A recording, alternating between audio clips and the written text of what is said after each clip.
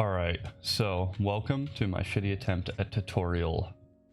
So I'm going to start by just explaining the general idea of what this checking system does and the reason why you would want it. So the reason why I made this house checking system is because in my game I want the player to build houses, right? And then have a way to automatically see how much money it'd be worth, so like its size and stuff, its square footage, and you know, and to check if it's like actually a home and like finished and meets my requirements that I think the player should have to meet before it's like a home. So, you know, like, are there gaps in the walls? Are there gaps in the roofs? Is it big enough to even support a player, like a NPC? And you know, all that kind of stuff, right? And I didn't want the player to have to like press a button to make it happen. I just want it to happen automatically, and the information gets shared to the player that, like, you know, you have this house, it's ready to be sold, or whatever, right? Or you need to fix these things in this house, right? So that's what I did do. There's like a couple features that are like missing in what I've got, like, you know, it doesn't check how big the house is and stuff like that, but that's like really simple shit. Like, I mean, you could probably figure that out on your own if you need to. I'm just gonna show you how I got it to this point where it's at, including, there might be a couple bugs, but it doesn't matter anyways. So the way I went about doing that is, right, so you see these green things here, they'll look different in the finished product of my game, but they're just a quick outline. They're a plot. So basically what will happen is the player, right, goes into this thing, into plot mode, builds the plot. You can barely see it, but you can see here's a plot here, right? You can increase the size or whatever, rotate it, whatever the fuck he wants. So he places this down, and then oh right, I have to press F8 to be able to show collision. Hang on. So you see it makes a collision automatically to the size of that. Easy enough. So there does that, and then like you can still build outside, right? But I don't want, I want the player to be able to build homes that aren't for sale or whatever, so that's why. And then they can build within this plot, right? And then if it's within a plot, then it fucking does the thing. It'll get checked on, right? It starts by checking for foundations that are within this plot box, right? You see it's in the box, right? Collision. It has a hard time showing it all because there's a lot. But anyways, you can see it's within this box, so it knows check these collisions or check these foundations. So it gets all the foundations that are touching one another. That way I know like that's part of one house, right? That's what it's doing right now. I'll go into further detail about how this stuff actually works, but it's just a general overview. So it gets foundations, and then it's able to tell that it's done, and then it gets these walls. Now notice that for instance, like this wall, it's captured this one on its own and ignored this, even though they're technically touching. Actually, it'd be these two, because at one point I was running into problems where, see, like this whole wall would be considered one without this special check I've got implemented, and then this wall could be part of two rooms, as you can see here, right? So yep, so it gets all the walls, and then it gets all the rooms by basically doing a different variation of the house check with a special thing that it doesn't allow it to go through walls, basically. So you can see it's a different color. That's why it's a different room it's looking at right now. See? And then it would do the roof check, and the roof check's super simple. I don't even really need to describe it. It's just it gets all the foundations and puts array, uses a line trace, looks directly up above the foundation. Like for here, for example, let's say it would go straight up from here, hits a roof. If it hits a roof, there's a roof above it. If it doesn't hit a roof, there's no roof above it. It's super simple. I don't know why mine's a little bit broken. I haven't looked at it yet, but anyways, yeah. And so with this method, able to tell, like, so during that house or wall checking system, if it finds a gap like this, it'll know. And then yeah, and then that's the general idea. And then if it meets all the requirements and stuff, it will spawn an NPC. But also once it's checked a house, it'll spawn a house actor, right, that I've created. When that happens, every single one of these foundations will say it's part of this actor, house actor, and then it won't, this over like this generic search for everything, it won't be searching, it won't do that. It'll be like, oh, this is part of this actor, don't need to search it. And that actor then will maintain the stuff for that house, like, you know, if the player changes anything or whatever, you know, changes walls or makes it bigger, makes it smaller, all that kind of stuff. Okay, all right, so very firstly and very simply, the first thing is that we need to create a loop so that it just keeps going and doing it over and over again. So on event begin play, we call this custom event here search, which is this, right? And then this is some debug shit that I need to add more to, but whatever, let's ignore this. Anyhow, event begin play, search goes here, delay, does the building search, like the house checking system, and then when it's done, searches, which is this, and then delays, and then boop, boop, boop, boop, boop, boop, boop, boop, right? And then this is the building search. This is just a general, like a loop flow, just to make my flow easier. So when it first starts, it goes here. This is just a debug thing. I made a debug switch so that I can, with variables, turn on and off certain things really easily. That way I can keep the debug code in there and just turn it off when I don't want to see it very quickly. It's actually really simple. It's just, I have a master shut off. So if that's true, then skip code.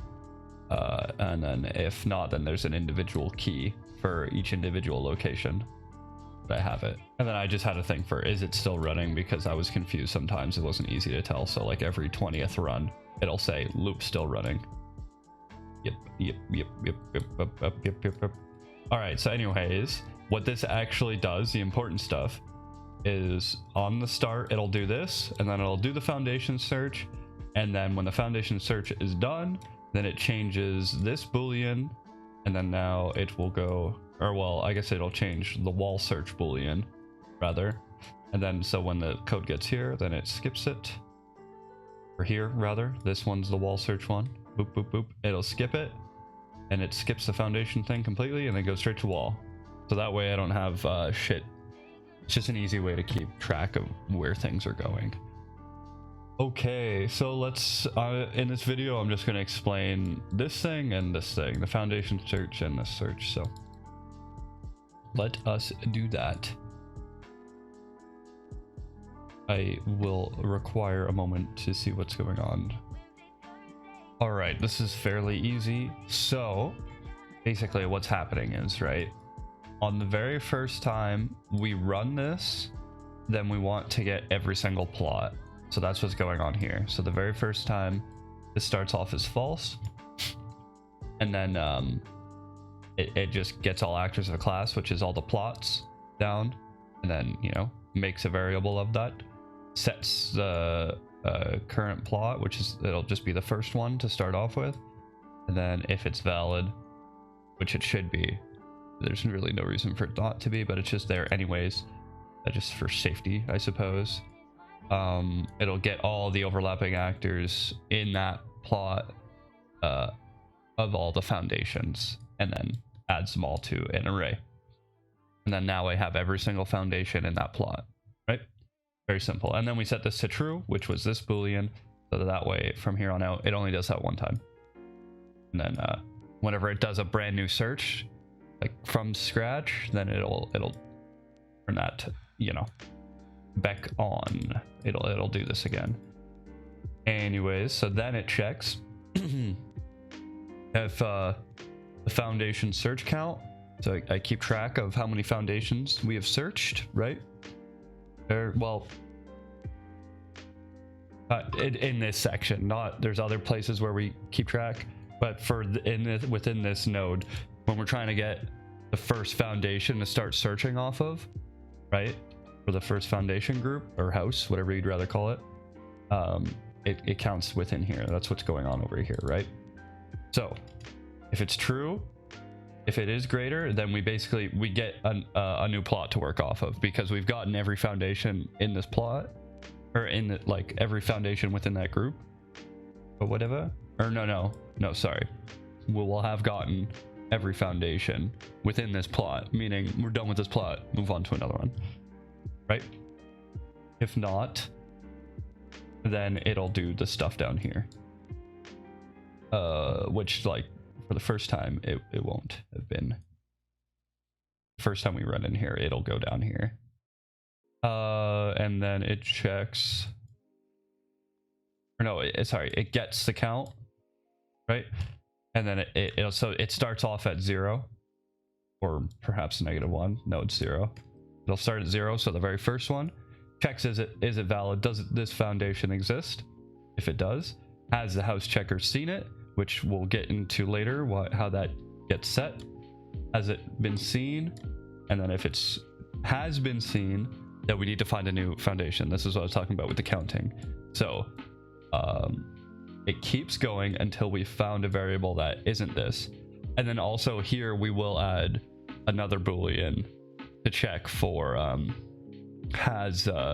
is it part of a house actor, right? Because remember I was saying we want to ignore them if they are, so we'd put that right here.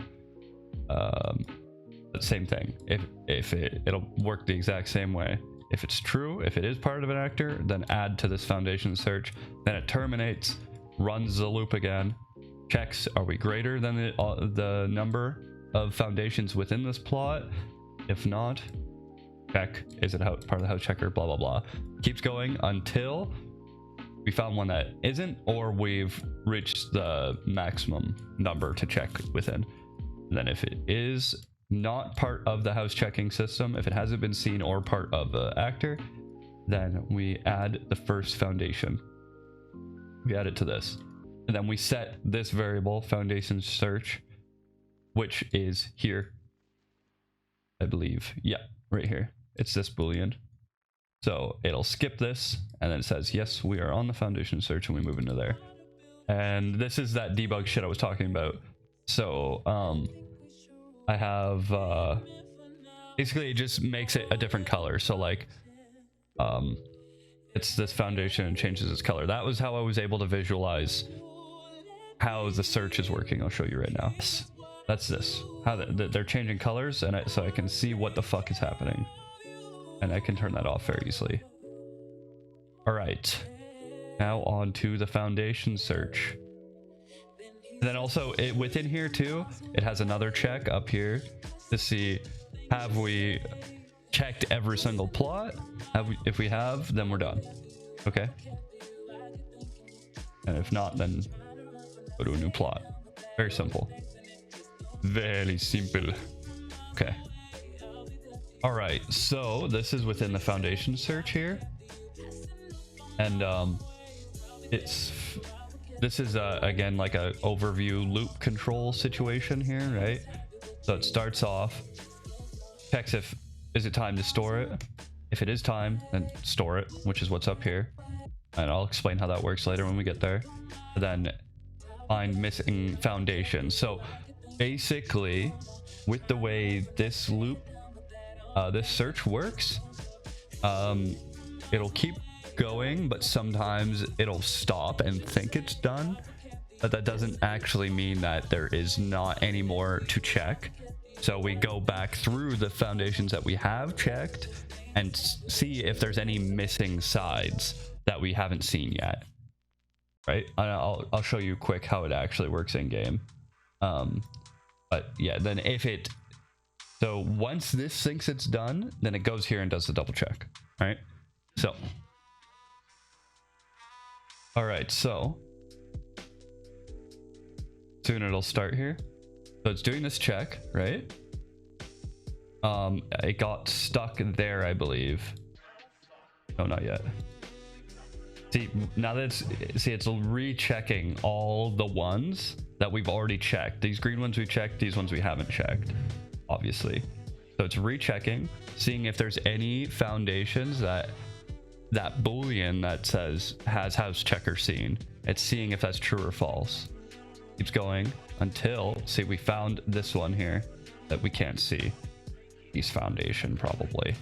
I'm not sure. Either that or it was this one. It doesn't matter. So it sees that one and it's like, oh, we haven't checked that.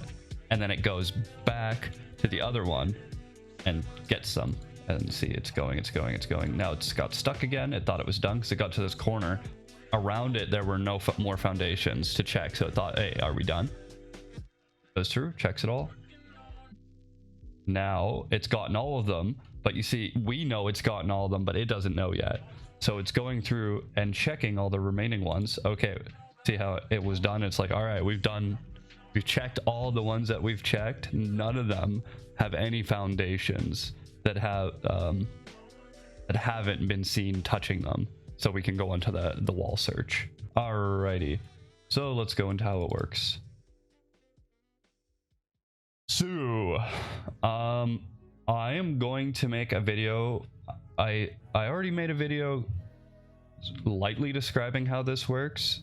Basically, it's just a macro I made for every different shape of line trace I would need. I guess you could call it shape. I mean, it's a line, so it's whatever. Every different direction of line trace I would need, I guess, and location of the line trace.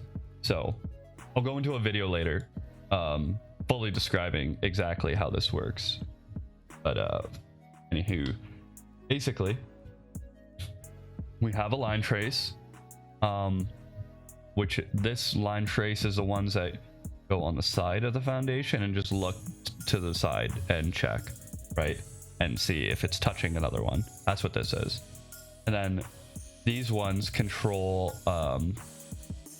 what side of the foundation it's on in this case. So you can take like the north, south, east, and west sides, whatever, if we're looking from above, I guess.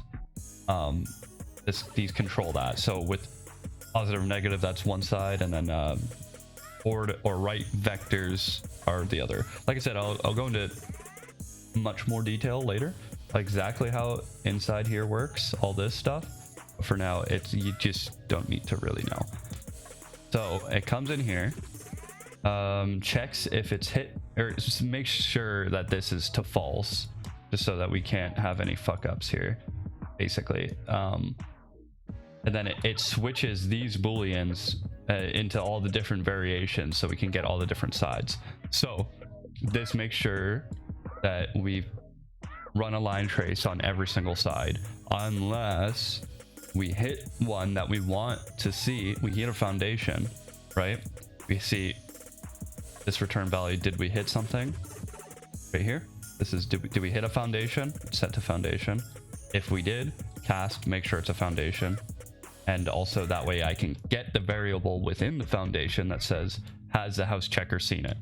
Is it true? Has the house checker seen it? Set the hit to false and find, wait, I'm missing foundation loop.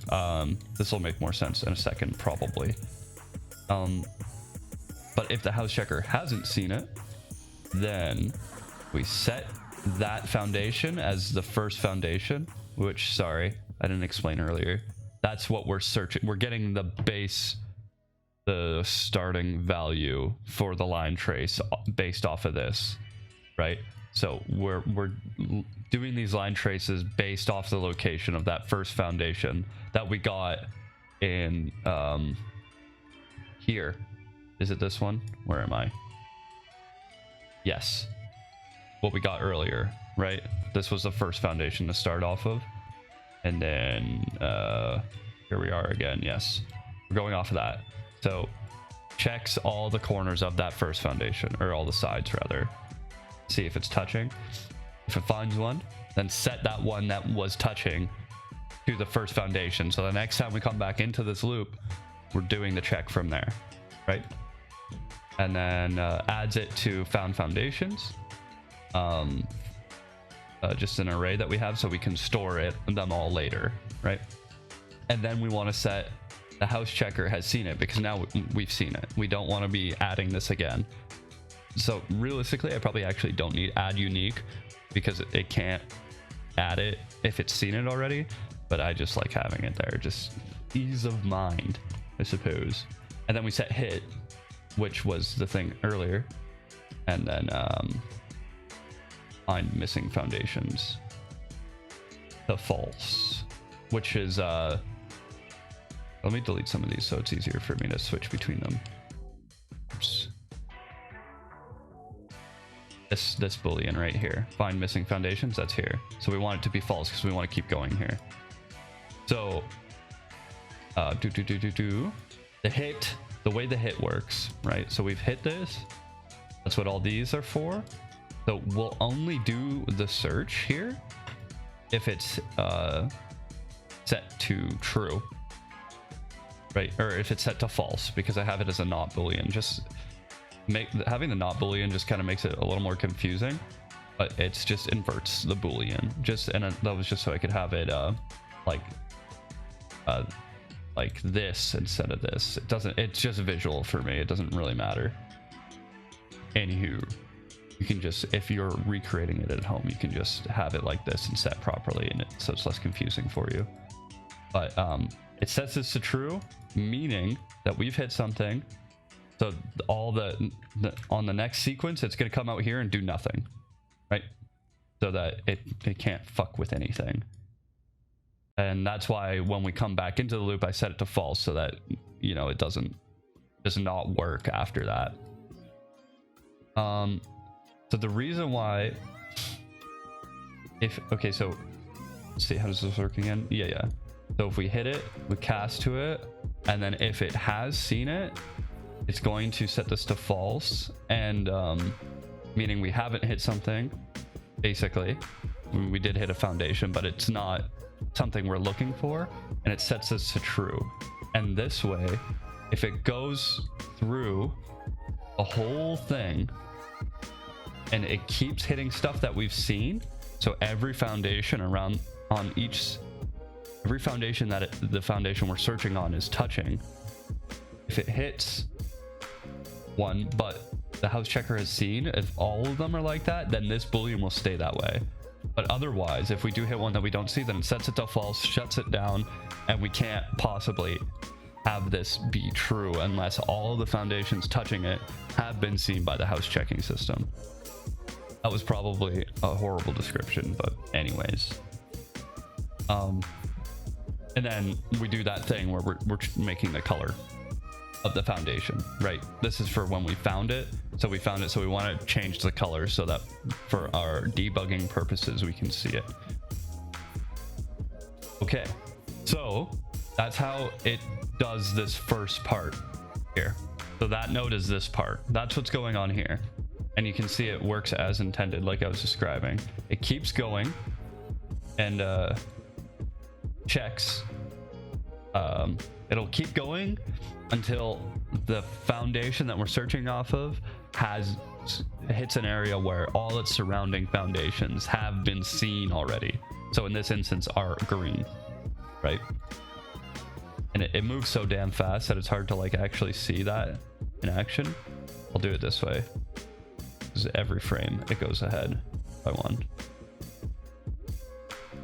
So you can see it checks, it sees, it keeps hitting one that hasn't been seen. Here, we're going to get, once it gets to here, it's going to do the thing that I'm describing. Okay, so it checks every single foundation touching it has already been seen. So we go into that other mode where it does the same style of search where it's checking all of them, but it just double checks the foundations that have already been seen. So it's doing it, it's doing it, it's doing it, it's doing it. Checking every single thing. Still going, still going. Now it just hit one right there, and it's blue. I just made it blue, so it's like, yeah, okay, this is the new one we found. And now it goes back to the other checking system where it's checking that foundation and it just keeps caterpillaring along. All right, so the way the double check works is exactly the same as the other one, but instead of going off of that first foundation variable we made, it checks the found foundations for the that we added each time we found a foundation, right? And then this is just keeping track of what one we're on. X is one, so it does the check if every foundation that's touching it has been seen over here, right? If every foundation touching the foundation we're looking off of has already been seen by the foundation search, then it adds one, comes back, does the loop again, keeps going. If we get through this whole thing and every foundation hasn't been touched, we're storing the foundation. Or sorry, if every foundation has been seen, if there isn't any remaining foundations that we need to add to this array, right, then we store it and then we're done.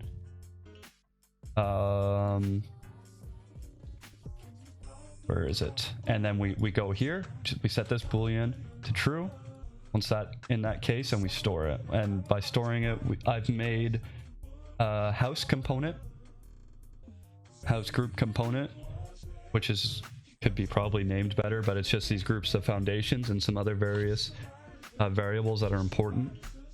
We can actually look at it in a second, and then adds all those foundations that we found to this foundation group. It's a little confusing, but hang on, let's open the house group component. Within the house group component, we have all these variables, right? And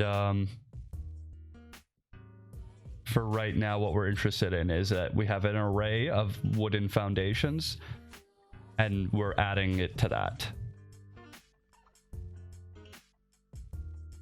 And yeah, it's okay, don't worry about it, it's fine. It's just various variables that I needed as we went along.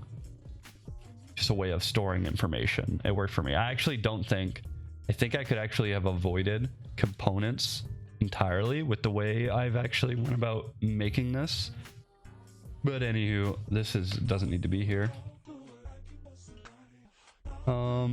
Yeah, that's basically it.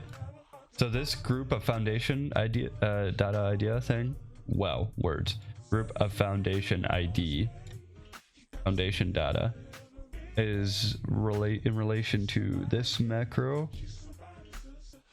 at group data. This was just an easy way for me to get all the data. Really, like, it's just an easy place to store it all.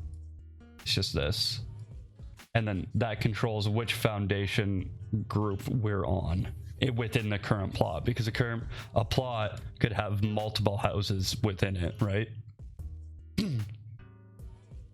So, you know, it just controls that, which one we're working with, because we'll be using that later on. And then we create a box around the house, which made my life easier. Basically, main function it has, I'll be able to do other stuff with it later, but the main function that it has is I create a box around the house, and then I can get every single wall within that house. Basically just does a bunch of fancy math. So I don't want to go into like super detail with this, but I'll just give you a light overview of how it works. Basically, foundations within this group, what we just added to this data thing just seconds ago, right? It gets every single one of those. In this instance, it just sets it to a random one at start, so that it just makes the math better, less fucked. But this float here within this is basically minimum x value, and then maximum x value, and then minimum y and maximum y.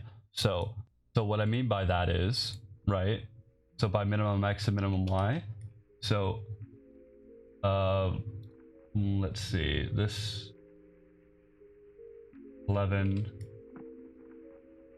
10. So in this direction, right? So it's getting all of these foundations, right? This is the foundation group of foundations. So it goes through every single one of them. And if the X value is lower, the lowest, like it keeps comparing their locations based off of one another. And until we've reached the lowest X value, right? And same with positive X value, which would be over here, and then Y, and then which would be this one, and then this one, right? For the Y values. And that way we have all the maximum extents of this foundation group. And then we do a little bit of math. I'm sure you can figure it out on your own. And create a box around it. Oh my god, it really tanks the frames when we look at collision, doesn't it? Hang on, I'll show you the box. Once it's been made, it should be made by now.